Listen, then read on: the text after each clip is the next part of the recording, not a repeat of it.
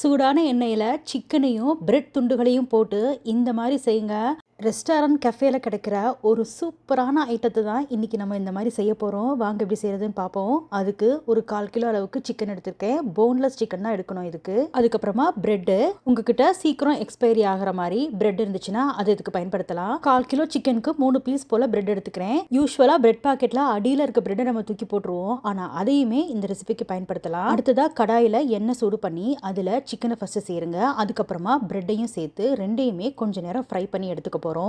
இந்த மாதிரி ஃப்ரை பண்ணி சேர்க்கும்போது பிரெட் நல்ல ஒரு பொன்முருளான கலர்ல வரும். சிக்கனுமே நல்லா கொஞ்சம் நேரம் வெந்து நல்ல ஒரு ப்ரௌன் கலர் வரும். இந்த மாதிரி நல்ல ஒரு ப்ரௌன் கலர் வந்ததுக்கு அப்புறமா எண்ணெயிலேருந்து எடுத்து நல்லா இருத்துட்டு ஒரு பிளேட் எடுத்து வச்சிருங்க. திரும்பவும் இந்த எண்ணெயை நம்ம பயன்படுத்துவோம். ஸோ அதனால இருத்து எல்லாத்தையும் எடுத்து வச்சிருங்க. இந்த எண்ணெய் நமக்கு தேவைப்படும். அப்படியே கொஞ்சம் நேரம் ஆற விட்டுருங்க. நல்லா ஆறட்டும். இப்போ நம்ம இந்த பிரெட்டை ஏன் இந்த மாதிரி பொன்முருளாக ஆக்குறோம்னா இது இந்த ரெசிபியில் நல்ல ஒரு வாசனை கொடுக்கும், டேஸ்ட்டும் கொடுக்கும். அடுத்ததாக இதில் கொஞ்சமாக மல்லித்தலை, பச்சை மிளகா, ஒரு பெரிய வெங்காயத்தை வெட்டி சேர்த்துக்கோங்க. அடுத்ததாக 3-4 போல் பூண்டு பல். இப்போ ஃபஸ்ட்டு பிரெட்டை உடச்சி மிக்ஸி ஜாரில் சேர்த்து ஃபஸ்ட்டு லேசாக கொரப்பாக அரைச்சி எடுத்துக்கோங்க.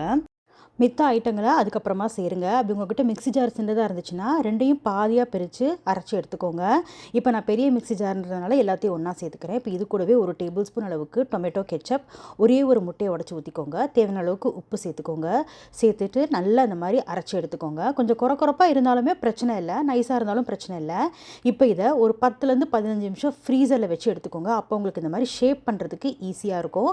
ஃப்ரீசரில் வச்சு எடுத்துட்டு அதுக்கப்புறம் இந்த மாதிரி நகட் ஷேப் பண்ணி அதை வந்து பிரெட் க்ரம்ஸில் கோட் பண்ணிவிட்டு எல்லாத்தையுமே ஒரு தட்டில் எடுத்து வச்சுக்கோங்க.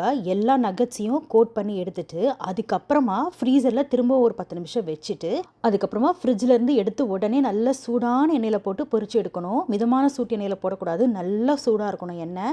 ஏன்னா ஆல்ரெடி சிக்கனும் பிரெட்டும் வெந்துருச்சு பார்த்தீங்களா. ஸோ இப்போ அதனால் கொஞ்சமாக வெந்தால் போதும். ஸோ நல்ல சூடான எண்ணெயில் போட்டு ஒரு ஜஸ்ட் 2 பக்கமும் நல்லா பொன்னிறமாற வரைக்கும் ஃப்ரை பண்ணி எடுத்துட்டிங்கன்னா சூப்பரான different style chicken nuggets ready ஆயிரும். ரொம்ப ரொம்ப டேஸ்ட்டாக இருக்குங்க.